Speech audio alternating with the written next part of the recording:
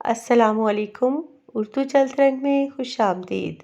एक नए दिल को छू लेने वाले अफ़साने के साथ आपकी खिदमत में हाज़िर हूँ।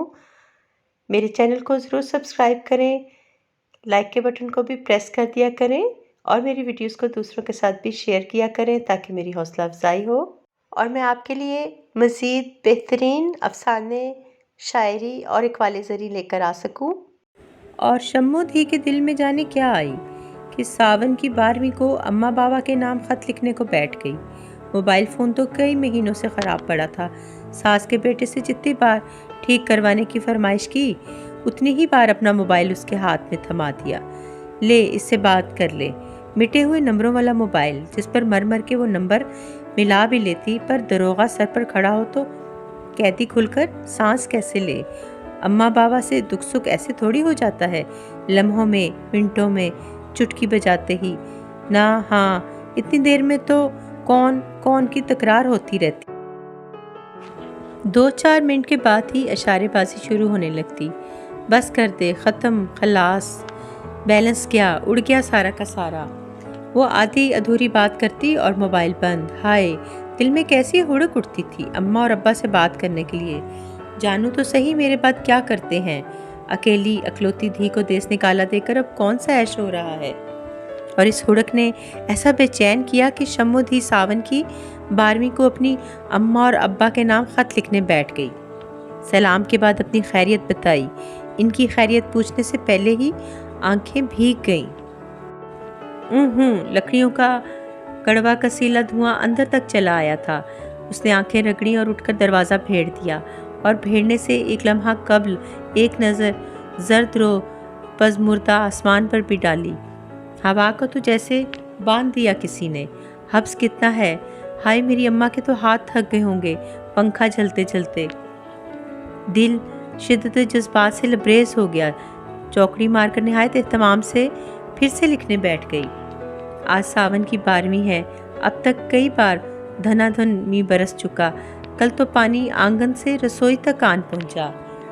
बाल्टी भर भर पानी बाहर निकालते हुए सोच के नाग ने बड़ी जोर से डसा कि बाबल के कच्चे आंगन में तो सावन बरसा होगा, तो बाल्टियां भर भर पानी कौन निकालता होगा। और छत की खस्ता कड़ियों से जब पानी रिसता होगा तो डोंगे, प्याले, जग, परातें कौन सजाता होगा। और फिर अंधियारे में बजती जलतरंग पे इधर उधर की झूठी सच्ची बातें करके कौन दिल बहलाता होगा। क्या छत पे मिट्टी डाली थी। सावन तो अंधा है, बरसने पे आए तो बरसता चला जाता है। अच्छा ये तो बताओ अम्मा, मेरी प्यारी अम्मा, जब बारिश का जोर टूट जाता है तो गुड़ वाली चाय बनाने की फरमाइश क्या अब भी होती है। गीली सीली लकड़ियों को सुलगाने से लेकर हुक्के की चिलम भरने तक कड़वा कसीला धुआं जब आंखों में जाता है तो क्या उसकी आड़ में तुम दोनों भी अपने जी को हल्का करते हो। और हाँ, पानी का मटका अब कौन भरता है। और जब तुम दोनों में से कोई एक खांसता और फिर खांसता ही चला जाता है तो पीठ सहलाने, शहद चटाने और पानी का कटोरा लबों से लगाने कौन आता है। बताओ ना अम्मा, मेरी प्यारी अम्मा, तुम्हारे रुई से सफ़ेद बालों पे मेहंदी कौन लगाता और छुड़ाता होगा। मेरे बाबा के पैरों की धूल कौन धुलाता होगा। तुमसे और बाबा से दूर ये सावन कैसा सावन है। अंधा, भींगा, ठिकना, कोजा सा सावन। एक आंख नहीं भाया अब के बरस। पता है आज सावन की 12वीं है, पर किसी ने एक बार भी नहीं पुकारा कि शम्मो धी मीठे टुकड़े ही बना लो। शम्मो धी गुड़ की चाय, सौंफ और बादामों वाली।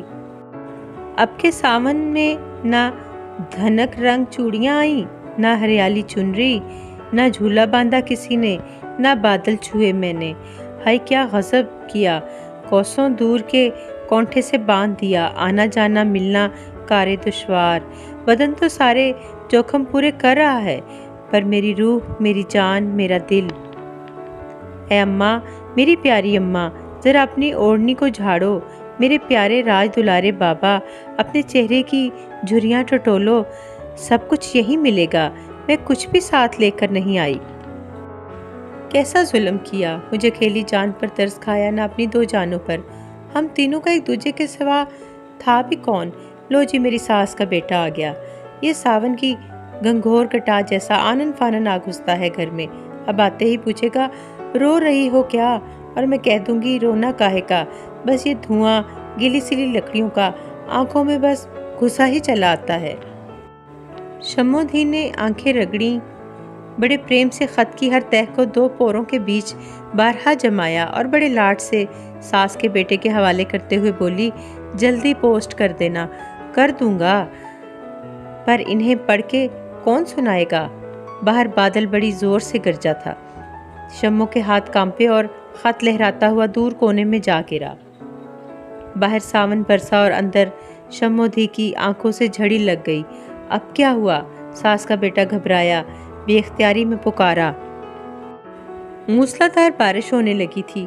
घड़ी भर में पानी आंगन में भर गया, फिर आंगन से रसोई। सास आवाजें देने लगी थी, ये भी कोई सावन है, अंधा भींगा ठिगना कोजा सावन। वो पाँव पटकती बाहर निकल गई और बाल्टियां भर भर रसोई में जमा पानी निकालने लगी।